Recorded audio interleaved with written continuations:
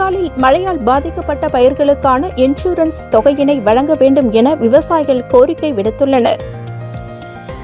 காரைக்கால் மாவட்டத்தில் கடந்த 10 நாட்களுக்கு முன்பு பெய்த தொடர் கனமழையினால் காரைக்கால் மாவட்டத்தில் உள்ள விளை நிலங்களில் மழைநீர் தேங்கி பயிர்கள் சேதமடைந்தது. இந்நிலையில் பாதிக்கப்பட்ட பயிர்களுக்கு இழப்பீட்டுத் தொகையாக மாநில அரசு ஹெக்டருக்கு 30,000 ரூபாய் வழங்குவதாக அறிவித்துள்ளது.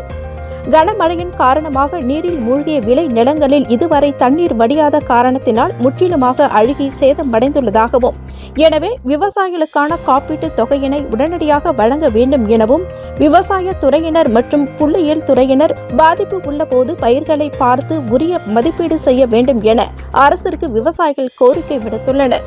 இந்த ஆண்டு மழையினால் பயிர்கள் பெருமளவில் பாதிக்கப்பட்டுள்ளதாகவும், காப்பீட்டுத் தொகை வழங்காவிட்டால் விவசாயிகள் நிலை கேள்விக்குறியாகி விடும் எனவும் அவர்கள் வேதனை தெரிவித்தனர்.